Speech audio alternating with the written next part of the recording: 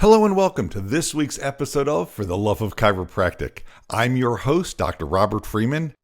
And for today's show, what I've done is go back and look at which of the episodes have been most listened to and which of the episodes I've received the most fan mail, both appreciation and questions about, and created this specific episode on this one topic. But before we dive into that, if you're enjoying the show, if you find value in this show, I'm going to ask you to share the show. Copy the link, send it to a buddy or two, another chiropractor who's trying to be more successful and make their practices better also. Because we all have the obligation to help make chiropractic the biggest and the best that it can possibly be. So let's get started with today's show.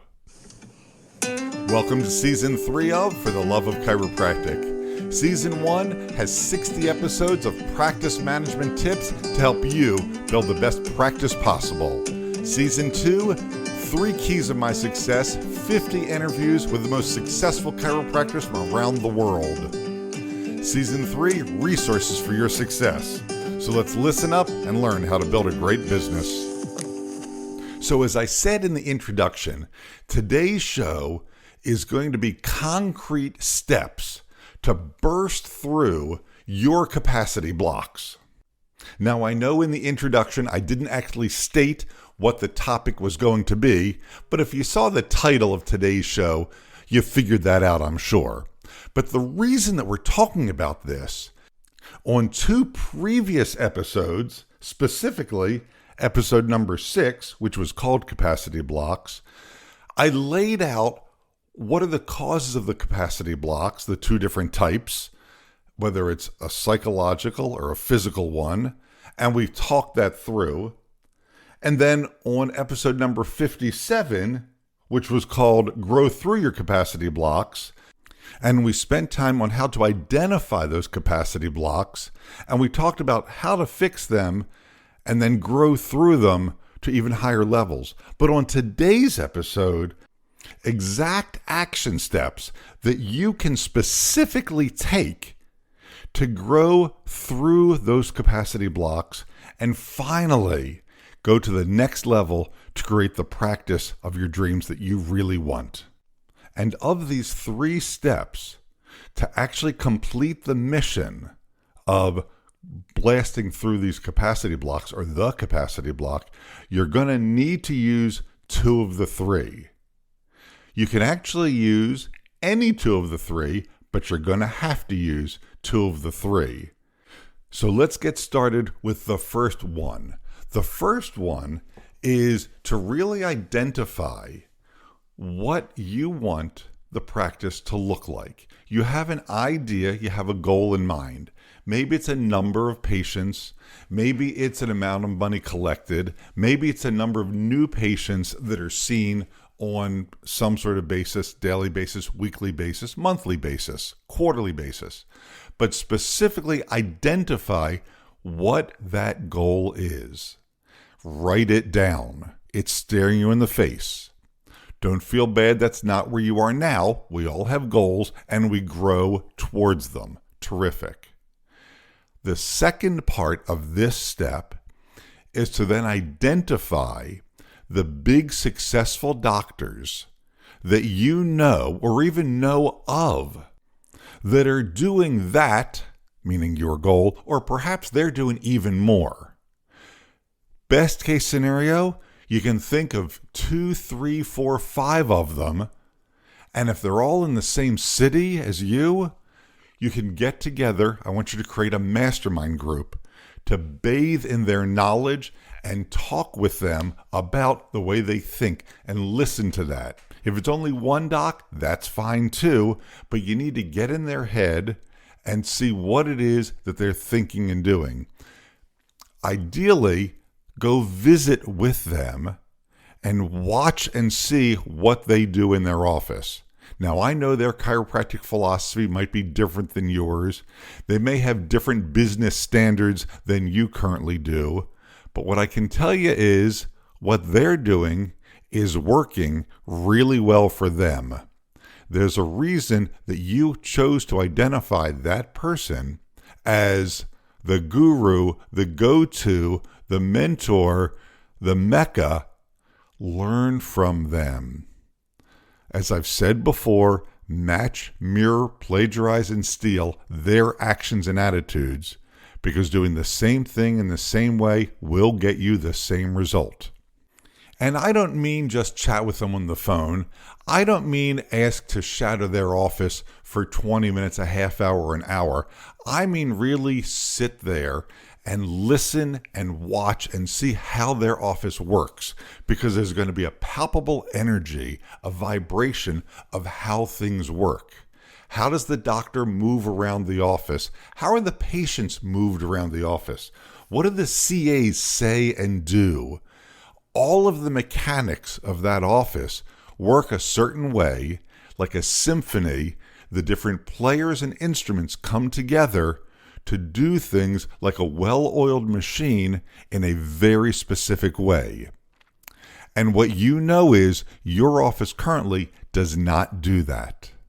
So by identifying it and being willing to change, I'm going to repeat that, and be willing to change, you have a chance and an opportunity to really grow to that next level. Because again, you've identified that's who and how I want to be. So you're not compromising yourself. You're willing to open up and grow and say, the way that I am right now, the way that I'm doing things has a certain result. And I'm willing to open my eyes, learn, and change. And that change means growth. So that's the first one. Now we're going to talk about the second one that you can do. And I'll be honest, of the 3 steps we're laying out today, this second one is frankly the hardest one for most people to do. It's also the most important. But once you've decided you're going to do this, it'll be the adventure of your life that can change the outcome of your life and your family for generations to come. What I'm talking about is old school, rolling up your sleeves, looking in the mirror, and you taking honest stock of where you are right now. No excuses. It's nobody's fault except your own. I own it. This is what I've done in the past, and I've decided it's time for a change. I'm going to be different. I'm going to do things differently. And by opening your eyes, opening yourself up, now you have the opportunity to truly grow. You don't have to broadcast it to the world. In fact, you don't have to tell anybody at all. It's all about you and your decision, the way you see the world, the way you choose to interact with the world, the things that come out of your mouth, and the actions that you take.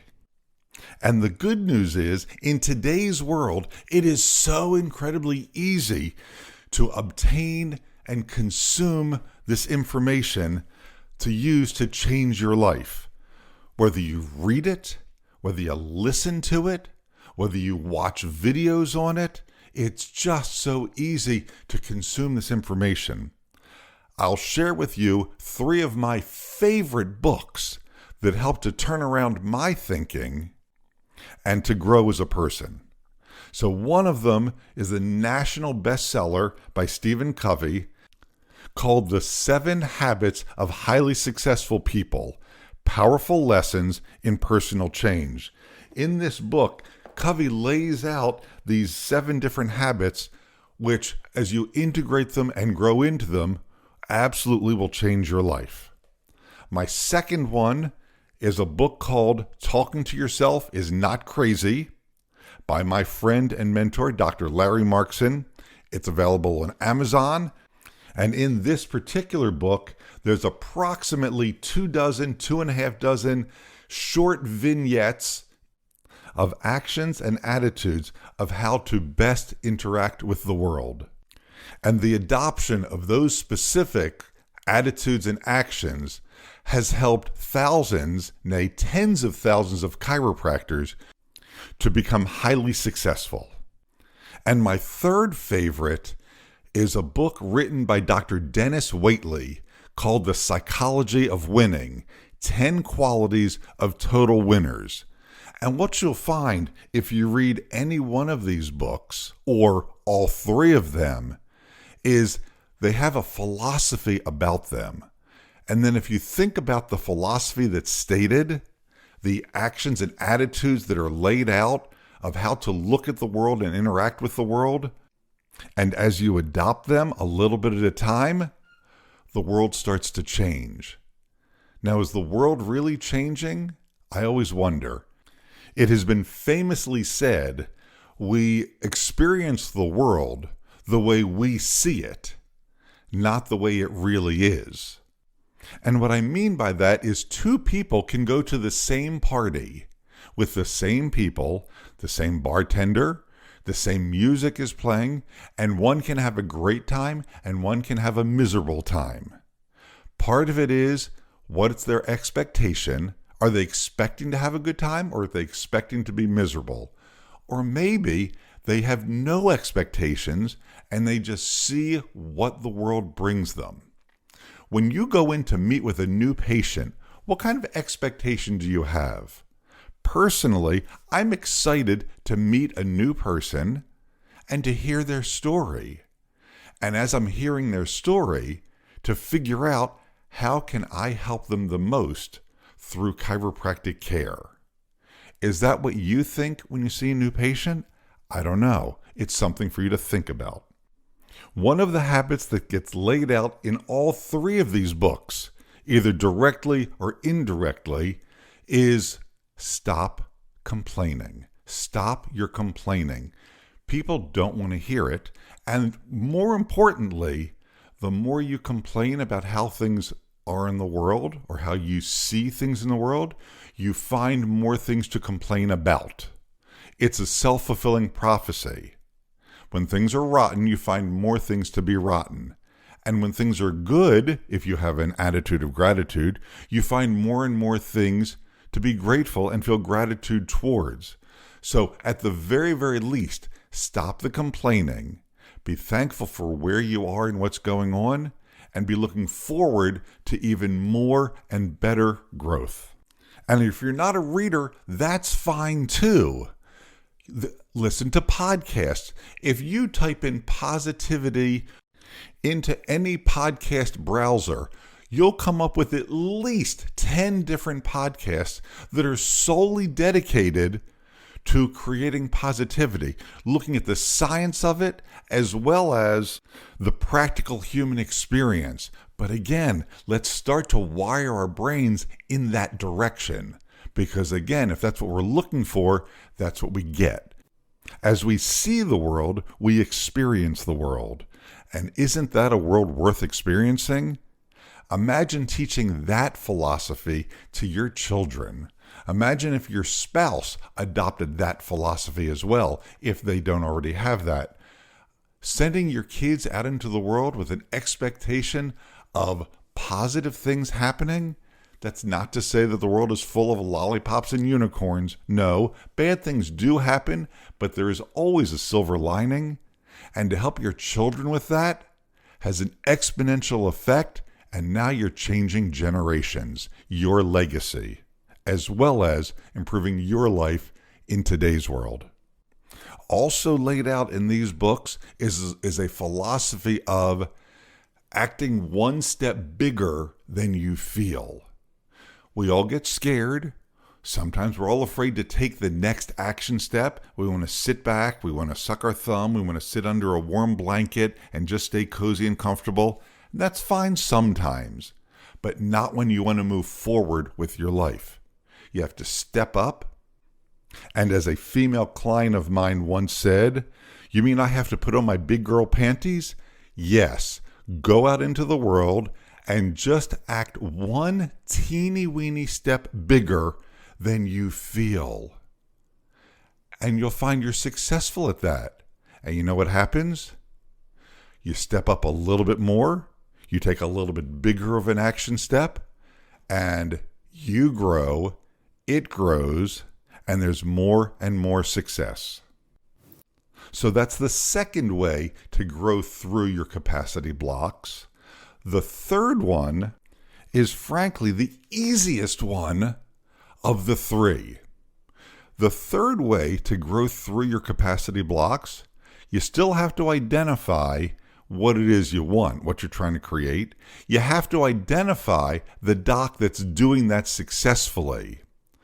But if you've got time on your hands and you've spoken to them, humble yourself a little bit and ask if you can work for them in their office.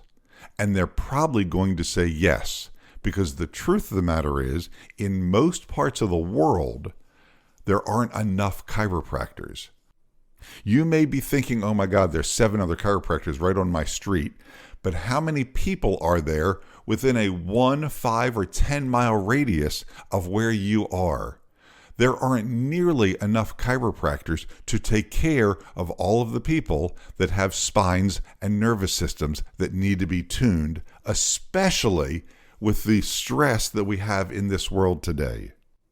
So you can go to this doc and say, you have a busy, successful practice that I really respect and admire. I would love to spend some time working with you in your office because I want to help you, and frankly, I want to learn more about how you have such a big, successful office. And as long as you're not right down the street from them, I'll bet that they're happy to have you there, pay you fairly for your time, and then don't just show up and adjust patients the way you currently do. You need to open up your eyes and really learn what it is they do. As a friend and mentor of mine says often, you need to bathe in their bathwater, or your associate needs to bathe in your bathwater when you've become the big successful doctor. We need to learn what it is we're not currently doing that they are doing that makes them so successful. And then you can experiment and take bits and pieces of it from their office back to your office and try that with your patients and see the response that you get. What you have is a working, living laboratory based on different techniques, whether they're adjusting techniques or vocabulary techniques, communication styles, different systems and procedures, all of the different parts of the successful chiropractic practice. And you can take and experiment with them. How does this build your office? You'll try 1 or 2 things that you seem like they're really easy to integrate, and you'll see how does that change your practice. Statistically, hard facts, the hard numbers. Do people get better? Do people stick around longer? Do people appreciate you as their doctor even more? What are the positive metrics that you're looking to grow? One of the doctors that will be on a future episode, I've interviewed him for 3 Keys and Secrets of My Success. He tells the story of how he had an all insurance-based practice. And he says that he was a master coder. He knew how to look at the procedures and code them in such a way so that he could maximize his reimbursements. And reimbursements are part of practice and business, of course, and providing the phenomenal care. And he decided one day, I'm done with that. Switched to a cash practice over a period of months, and lo and behold, went to collecting well north of $1 million cash in his practice, providing phenomenal chiropractic care to patients who absolutely love him, his practice, and all the things that he provides in that office. And that episode will air sometime in the not too distant future. But the point here, as we close out this episode, if you've decided to identify your capacity blocks, and you've decided it's time for a change, something has to change, the action step is to, at the very, very least, pick 2 of these 3. Visit Shadow and Mastermind, with a busier, more successful doctor? 1. Grow as a human being. Change who you are. Number 2. 3. Ask to work as an associate part-time in that bigger, busier office and learn from the inside. But again, the bottom line is something has to change or nothing is going to change. And the choice, as always, is yours, my friends. All right, and that's our show for today. If you have a question about today's show or your own practice, feel free to reach out at fortheloveofchiropractic.com. Before making changes to your practice, be sure to seek legal advice regarding those changes and regulations in your state. For the Love of Chiropractic is an RGF production, all rights reserved. And thanks for listening. Original music provided by Hunter Rich Music.